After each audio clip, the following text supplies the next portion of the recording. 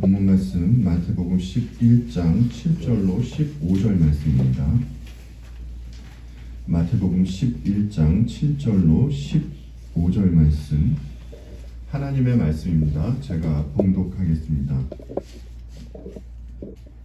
그들이 떠나매 예수께서 무리에게 요한에 대하여 말씀하시되, 너희가 무엇을 보려고 광야에 나갔더냐? 바람에 흔들리는 갈대냐? 그러면 너희가 무엇을 보려고 나갔더냐? 부드러운 옷 입은 사람이냐? 부드러운 옷 입은 사람들은 왕궁에 있느니라. 그러면 너희가 어찌하여 나갔더냐? 선지자를 보기 위함이었더냐? 옳다. 내가 너희에게 이르노니 선지자보다 더 나은 자니라. 기록된 바 보라, 내가 내 사자를 내 앞에 보내노니 그가 내 길을 내 앞에 준비하리라 하신 것이 이 사람에 대한 말씀이니라. 내가 진실로 너희에게 말하노니 여자가 낳은 자 중에 세례 요한보다 큰 이가 일어남이 없도다. 그러나 천국에서는 극히 작은 자라도 그보다 크니라. 세례 요한의 때부터 지금까지 천국은 침노를 당하나니 침노하는 자는 빼앗느니라. 모든 선지자와 율법이 예언한 것은 요한까지니 만일 너희가 즐겨 받을진대 오리라 한 엘리야가 곧 이 사람이니라. 귀 있는 자는 들을지어다. 아멘. 이어서 전도서 말씀도 함께 보겠습니다. 전도서 3장 14절 말씀하고요, 7장 15절 말씀입니다. 이제 나는 알았다. 하나님이 하시는 모든 일은 언제나 한결같다. 거기에다가는 보탤 수도 없고 뺄 수도 없다. 하나님이 이렇게 하시니 사람은 그를 두려워할 수밖에 없다. 헛된 세월을 사는 동안에 나는 두 가지를 다 보았다. 의롭게 살다가 망하는 의인이 있는가 하면 악한 채로 오래 사는 악인도 있더라. 지금 우리는 오늘 본문과 그리고 전도자가 한 말을 들었습니다. 하나님이 하시는 모든 일은 언제나 한결같다라고 이렇게 이야기를 합니다. 사람은 하나님이 하시는 일에 어떠한 도움을 줄 수도 없고 그 일을 막을 수도 없다는 겁니다. 그럼에도 불구하고 인간의 종교성은 자신의 종교 행위로 말미암아 하나님의 뜻을 바꿀 수 있다라고 생각을 합니다. 그런데 때로는 우리가 열심으로 드린 기도가 응답되는 것처럼 그렇게 보이는 경우가 있습니다. 이것은 이때 우리 개개인이 드린 기도가 하나님의 뜻에 맞기 때문에 그래서 기도 응답이 되는 것이지, 우리가 열심히 기도를 했기 때문에 그 열심이 원인이 되어서 기도 응답이 된 것은 아니란 겁니다. 그렇다고 열심히 있는 기도가 필요 없다는 것이 아니에요. 우리는 열심히 기도해야 합니다. 사도 바울이 쉬지 말고 기도하라고 말씀하셨잖아요. 그런데 지금 말씀드리고자 하는 바는 하나님의 뜻이 사람의 열심으로 변하지 않는다라는 것을 말씀드리고자 하는 것입니다. 우리는 지난주에 주님이 요한의 제자들에게 하신 말씀을 살펴보았습니다. 세례 요한은 옥에 갇혀 있습니다. 그는 옥에서 답답한 심정으로 있었던 것으로 보여집니다. 요한이 제자들을 통해서 이제 주님께 질문을 하잖아요. 오실 그이가 당신입니까? 이 질문을 한 세례 요한이 옥에서 얼마나 기도를 많이 했겠습니까? 옥에서 정말 열심으로 기도했을 것입니다. 세례 요한뿐만이 아니죠. 그의 제자들과 세례 요한을 아는 모든 사람들이 정말 열심으로 그가 옥에서 풀려나기를 기도했을 것이에요. 하지만 옥문은 열리지 않았습니다. 세례 요한은 계속해서 옥에 갇혀 있었습니다. 왜죠? 당시에 세례 요한이 옥에 갇혀 있는 그것이 하나님의 뜻이었기 때문입니다. 세례 요한은요, 여러분께서 알고 있다시피 구약의 마지막 선지자입니다. 하나님의 사람이에요. 그는 하나님의 보시기에 의인입니다. 그러나 아까 본 전도서의 말씀처럼 요한은 의롭게 살았지만 그럼에도 불구하고 당시 그가 처한 상황은 사람들이 보기에 어떠했습니까? 망하는 것처럼 보였어요. 반면에 세례 요한을 옥에 가둔 헤롯 왕은 어떻습니까? 그는 옥과 대조되는 궁궐에서 때로는 잔치도 벌이면서 그렇게 호의호식하면서 잘 사는 것처럼 보였습니다. 지난주 본문에서는 예수님의 대화 상대가 이제 세례 요한의 제자들이었죠. 그런데 오늘 본문에서는 대화 상대가 이제 바뀝니다. 오늘 본문 7절이 이렇게 시작됩니다.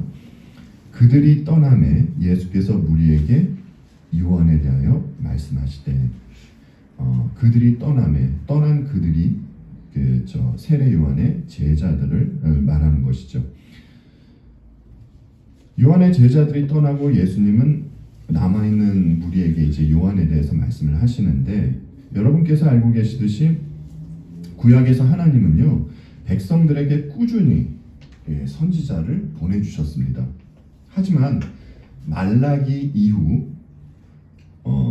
이때부터는 이스라엘에는 오랜 기간 동안 선지자가 없었어요. 선지자가 끊긴 상태였습니다. 그런데 세례 요한이 등장하면서 그가 선지자 역할을 하게 된 것입니다. 오늘 본문 9절에서 말해주죠. 세례 요한은 선지자보다 더 나은 사람이다 라고요. 우리는 이런 말을 들으면 본성적으로 떠오르는 생각이 있습니다. 그가 선지자보다 나은 이유를 세례 요한에게서 찾으려고 합니다.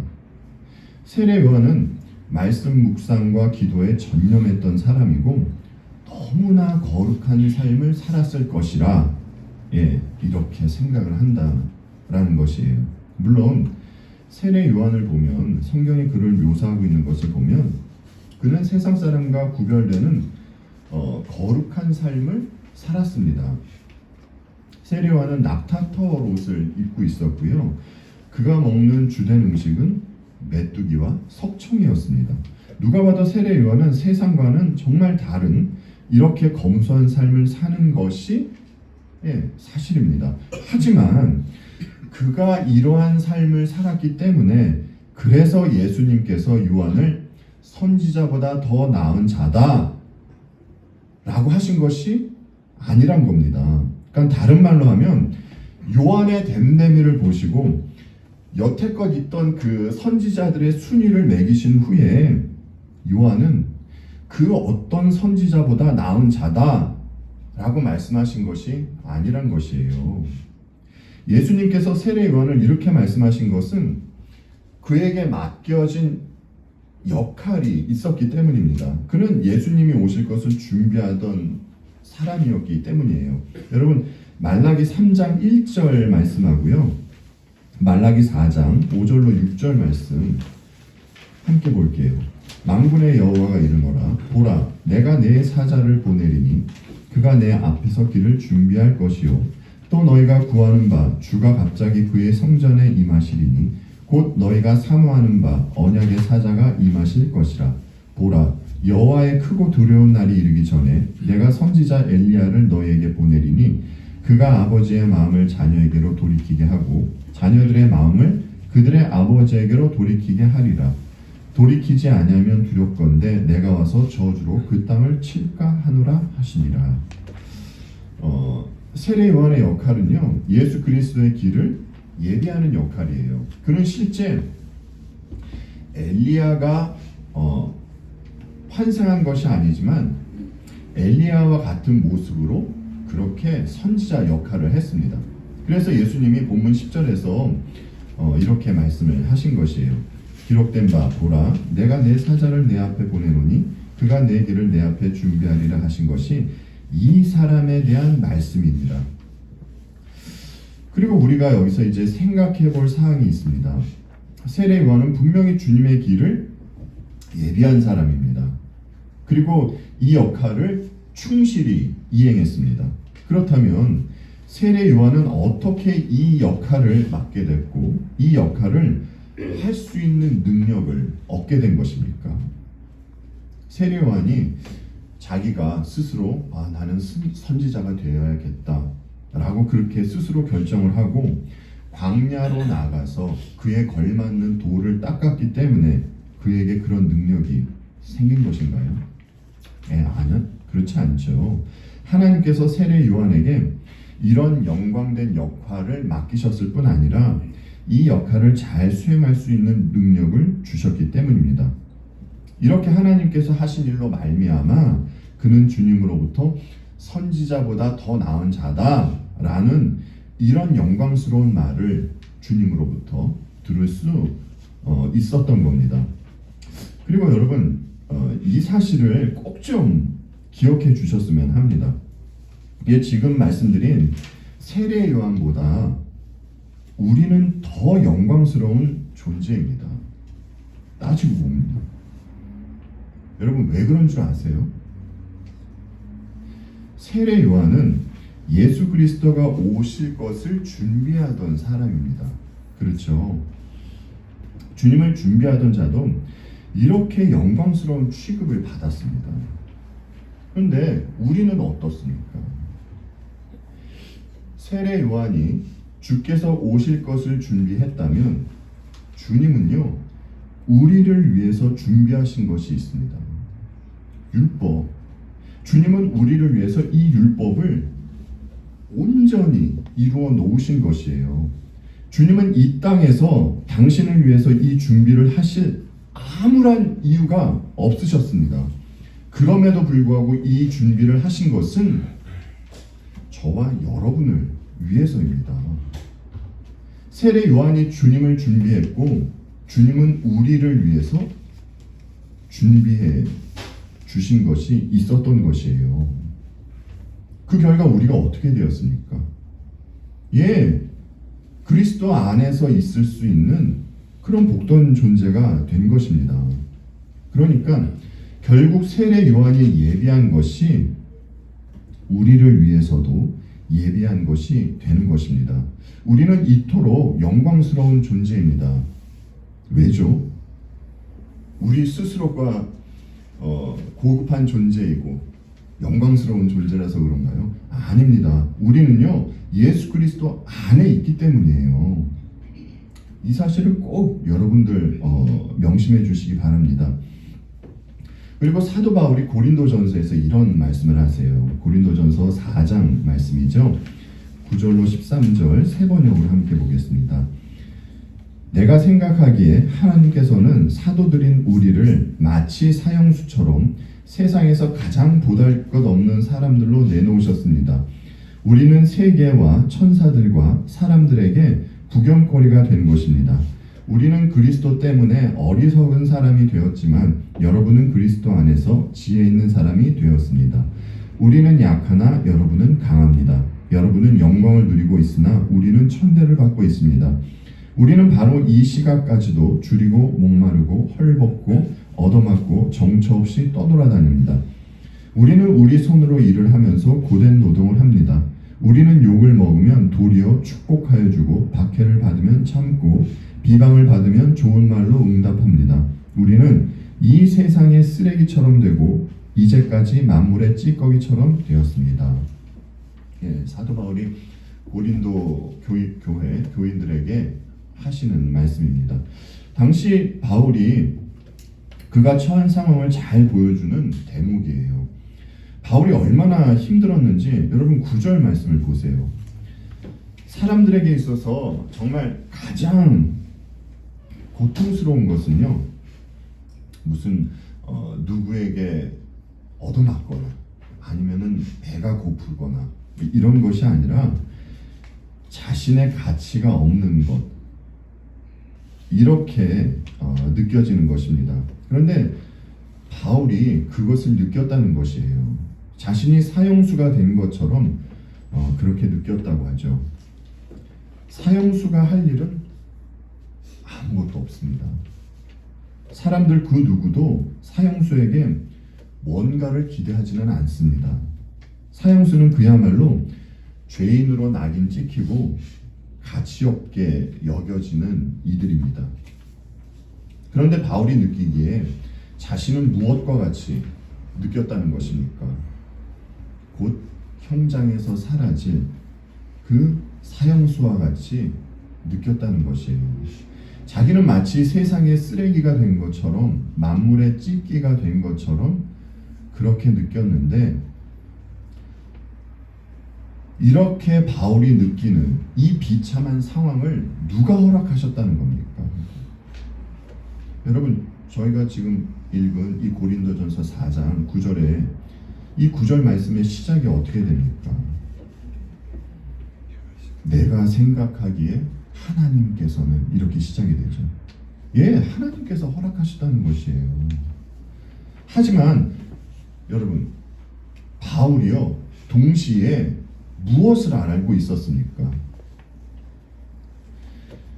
예수 그리스도께서 모든 율법을 온전히 지키시고 자신은 그리스도 안에 있는 존재라는 것을 사도 바울은 누구보다 잘 알고 있었습니다. 다른 말로 하면 자신은 만물의 찌꺼기처럼 보일 수 있지만 그리스도 안에 있기 때문에, 예수 그리스도 안에 있기 때문에 그 누구보다 영광스러운 존재라는 것을 그는 알고 있었다는 것이에요. 이 인식이 저와 여러분에게도 꼭 필요합니다. 그리고 여기서 여러분과 한 가지 더 이제 생각해 보고 싶은 사항이 있습니다.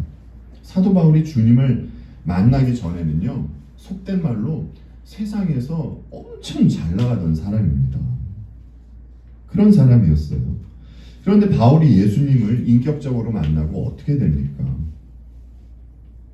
세상이 그를 어떻게 취급하죠? 아까 저희가 읽은 그 고린도전서 말씀처럼 세상은 바울을 하찮게 취급합니다.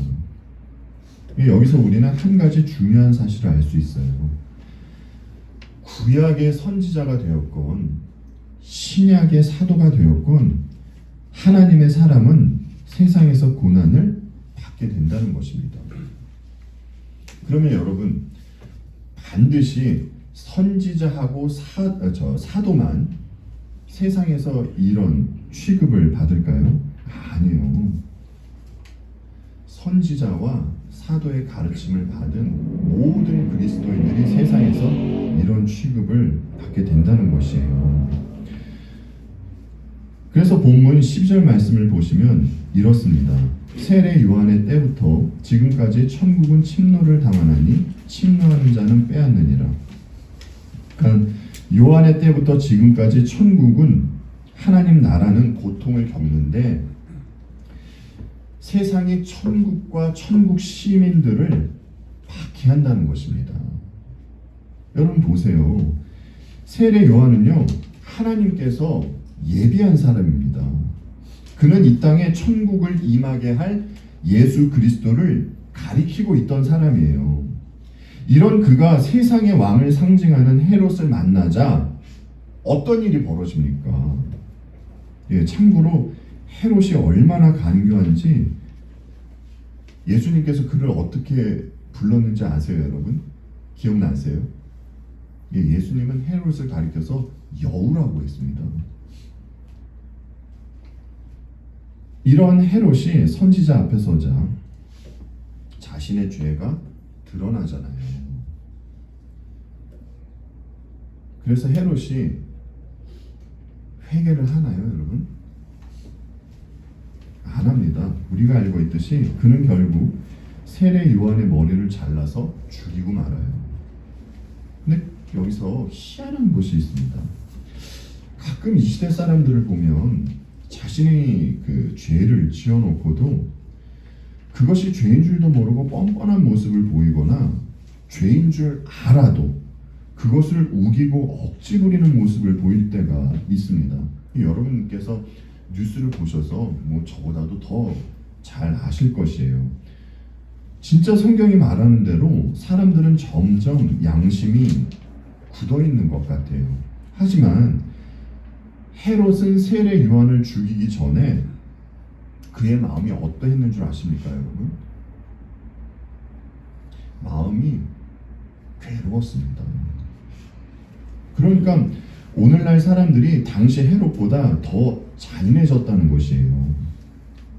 하여튼 여기서 헤롯을 보십시오, 여러분. 그가 마음이 괴로울 망정 무엇을 안 합니까? 예, 회개는 안 한다는 거예요. 헤롯이 세례 요한 때문에 마음이 괴롭지만 그는 회개하지 않고 끝내 요한을 죽여버리고 맙니다. 자신의 마음을 아프게 하는 그 요한을 없애버리고 말아요. 여러분, 가룟 유다도 그렇잖아요. 그가 예수님을 팔고 얼마나 괴로워합니까? 그런데 가룟 유다도 끝까지 회개하지 않은 채 세상을 떠나고 합니다. 우리는 하나님의 사랑, 세례 요한과 사탄의 하수인 헤롯을 보면서 알게 되는 사실이 있습니다. 그리스도인이 세상을 살아갈 때 고난은 필수라는 것이에요. 바울이 데살로니가 전서에서 이런 말을 하잖아요. 데살로니가 전서 3장 2절로 3절 말씀을 세 번역으로 보겠습니다. 우리의 형제요 그리스도의 복음을 전하는 하나님의 일꾼인 디모데를 여러분에게로 보냈습니다. 그것은 그가 여러분을 굳건하게 하고 여러분의 믿음을 격려하여 아무도 이러한 온갖 환난 가운데서 흔들리지 않게 하려는 것입니다. 여러분도 아는 대로 우리는 이런 환난을 당하게 되어 있습니다. 어쩌면 환난을 당할 수도 있습니다가 아니라 그리스도인에게 있어서 환난은 당연하다는 것입니다. 그럼에도 불구하고 그리스도인은 세상에서 비굴한 것이 아니라 당당하다는 것이에요. 그러니까 누군가 죄를 이야기하는데 그리고 그것이 옳은 것 마냥 그렇게 말하는데 침묵한다면 그것은 죄를 긍정하는 것이 됩니다. 그렇다고 불신자들과 이야기를 할 때 그들이 말하는 모든 것에 토달 수는 없잖아요. 예, 그래서 우리가 하나님께 지혜를 구해야 하는 것입니다. 세례 요한은 이 헤롯의 잘못을 지적했습니다. 세례 요한은 헤롯이 어떤 위치에 있는 사람인 줄 몰라서 그래서 그의 죄를 지적한 것일까요? 요한은요, 헤롯의 죄를 지적하면 자신에게 큰 불이익이 생길 것이라는 것을 알았을 것입니다. 모를 리가 없죠. 그럼에도 불구하고 그는 헤롯의 죄를 이야기한 것입니다. 여러분, 요한이 헤롯의 죄를 몇 번이나 지적했습니까? 정확히는 모르죠. 하지만 성경은 이렇게 말하고 있습니다. 요한이 헤롯에게 그 여자를 차지하는 것은 옳지 않습니다 하고 여러 차례 말하였기 때문이다. 여러 차례 이야기를 했어요. 세례 요한은 헤롯의 잘못을 여러 차례 말했습니다. 요한이 이럴 수 있었던 것은 그는 헤롯 앞에서 당당함을 잃지 않았기 때문입니다. 이와 같이 하나님의 사람은 세상에서 환난을 당하지만 그 앞에서 예의를 갖추되 당당할 수 있어야 한다는 것입니다. 이것이 그리스도인에게 보여지는 특징입니다. 이런 말씀을 드리면 어떤 분은 과거 세례 요한이나 사도 바울이 경험했던 그런 환난을 생각하시는 분이 있는 것 같아요. 오늘을 살아가는 그리스도인이 세례 요한이나 바울이 경험했던 환난을 똑같이 당하지는 않습니다. 그런데 여러분 생각해 보세요. 그들이 왜 환난을 당했습니까? 그들은요, 자기 정체성에 맞게 살려고 하는데 이런 그들을 세상이 공격해서 환난을 당한 것이에요. 오늘을 살아가는 그리스도인도 마찬가지입니다, 여러분. 우리도 우리 정체성에 맞게 그렇게 살려고 하면 그렇게 살지 못하도록 세상은 그리스도인들을 유혹하고 우리를 유혹하고 공격하는 것이에요. 이 유혹과 공격을 당하는 것이 환난입니다. 따라서 환난이 없는 그리스도인은 있을 수가 없는 것입니다. 이제 계속 드리는 말씀이지만 하나님의 뜻과 우리의 바람이 다를 때가 너무나 많습니다. 거의 대부분이 그렇습니다. 우리의 바람은 이제 세례 요한을 볼 때요. 우리의 바람은 세례 요한이 그래도 구약의 마지막 선지자잖아요. 그래서 누가 봐도 그가 그럴듯하게 사역을 하다가 죽지 않고 이제 과거 엘리야와 같이 그렇게 하늘로 승천하는 뭐 이런 드라마틱하고 그 극적인 것을 바랍니다. 하지만 구약의 마지막 선지자는 우리의 기대와 이 바람과는 너무 다른 모습을 보입니다. 그는요 기껏 와가지고 광야에서 복음을 전했습니다. 그러다 목이 잘려 죽고 맙니다. 그가 왜 이런 삶을 살다가 이런 죽음을 맞이해야 하는 것입니까, 여러분? 이것이 그를 향한 하나님의 뜻이었기 때문입니다. 주님의 길을 예비한 이 세례 요한은요,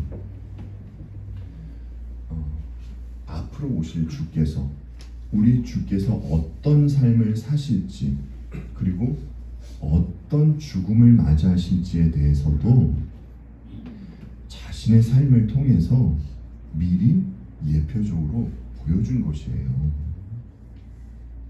이렇게 앞으로 주께서 당하실 일을 미리 보여주는 것, 이것이 하나님께서 세례 요한을 향해 가지고 계신 뜻이었던 겁니다. 당시의 사람들 중에는 세례 요한을 오해하고 있는 이들이 있었습니다. 주님은 이들에게 그가 구약에서 예언하던 그 선지자가 맞다라는 것을 말씀을 하시면서 이렇게 의미심장한 말씀을 하세요. 귀 있는 자는 들을지어다. 여러분들은 만약 지금 예수 그리스도께서 여러분들 앞에서 귀 있는 자는 들을지어다 라고 말씀을 하시면 어떤 생각이 드시겠습니까? 당시에 이 말씀을 들은 청중들은요, 주님의 말씀을 듣고 무엇을 떠올렸겠습니까? 그들이 무슨 생각을 했겠죠? 에스겔서 12장 1절로 2절에 이런 말씀이 있어요. 주님께서 나에게 말씀하셨다. 사람아, 너는 반역하는 백성 가운데 살고 있다. 그들은 볼 눈이 있어도 보려고 하지 않고 들을 귀가 있어도 들으려고 하지 않는다. 그들은 반역하는 족속이기 때문입니다. 귀 있는 자는 들을지어다 라고 주께서 하신 말씀은 이제 주로 선지서에서 백성들을 책망하실 때 그때 쓰여졌던 표현입니다. 이 말씀에는 경고의 그 의미가 담겨 있는 것이에요. 그렇다면 주님은 앞에 있는 무리에게 어떤 메시지를 지금 전하고 있는 것입니까? 경고의 메시지를 전하고 있는 것이에요. 예언의 성취로 세례 요한이 왔다면 지금 자신들에게 말씀을 전하고 있는 분이 누구란 말입니까? 예수님은요, 당신께서 내가 오실 너희들이 그렇게 원하고 기대한 그 오실 메시아다 라는 것이에요. 그 말씀을 하고 있는 것입니다. 그렇다면 주님의 말씀을 듣는 무리에게 그들에게 나와야 하는 것이 무엇이겠습니까? 여러분, 세례 요한과 주께서 천국 복음을 전하시면서 사람들에게 무엇을 요구했습니까? 여러분 다 외우시잖아요. 회개입니다. 그래서 이제 저희가 다음 주에 이제 살펴볼 구절이지만 그 20절에 가서는 주께서 회개에 대한 말씀을 하세요. 아까 말씀드렸듯이 주님은 우리를 위하여 준비하셨습니다. 이 준비를 위해서 주님의 희생과 죽음이 따랐어요. 그래서 우리가 천국의 시민으로 이렇게 살아갈 수 있게 된 것입니다. 그런데 지금 우리 주님은 어디에 계십니까, 여러분? 승천에 계십니다. 아버지 우편에 앉아 계세요. 하지만 주님은 주님의 때에 반드시 다시 재림하실 것입니다. 그렇다면 이제 우리는 과거 세례 요한이 주님의 초림을 준비했듯이 주님의 재림을 준비해야 할 것입니다. 이 준비 과정에서 고난이 있습니다. 이제 제가 여기에는 고난이 따를 수 있습니다 이렇게 했는데, 이것이 아니라 따를 수 있습니다가 아니라 고난이 있습니다, 여러분. 그러나 우리는 오실 그리스도를 바라보면서 이 과정들을 잘 감내해야 하는 줄로 압니다. 어째서입니까? 주께서 우리에게 이 역할을 맡기셨고 주께서 우리와 함께 하시기 때문입니다. 요한이 그랬듯 이제 오늘을 살아가는 우리는 그리스도를 가리켜야 합니다. 그리스도를 목적해야 해요. 아니, 그분을 가리키며 살아갈 수밖에 없는 존재가 바로 우리입니다. 주님은 흥해야 하고 저와 여러분은 쇠하여야 합니다. 이 말씀을 세례 요한에게만 적용하면 안 돼요. 이게 우리의 말씀입니다. 세상에 보기에 이것은 말도 안 되는 것처럼 그렇게 들리고 보일 것입니다. 그러나 이 삶이야말로 정말 우리가 창조된 목적입니다. 세상은 이를 보지 못하지만 우리는 이 실체를 보잖아요. 그리고 알잖아요. 여러분, 우리는요, 이 삶을 살도록 하나님으로부터 부름을 받은 것입니다.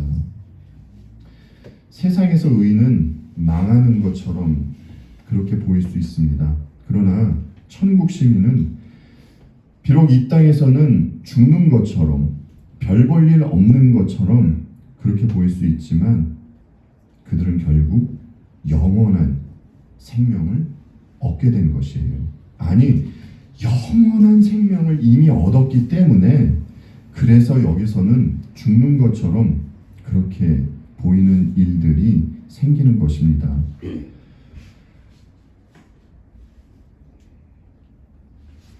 우리에게는요, 세례 요한과 같은 그러한 역할이 주어져 있습니다.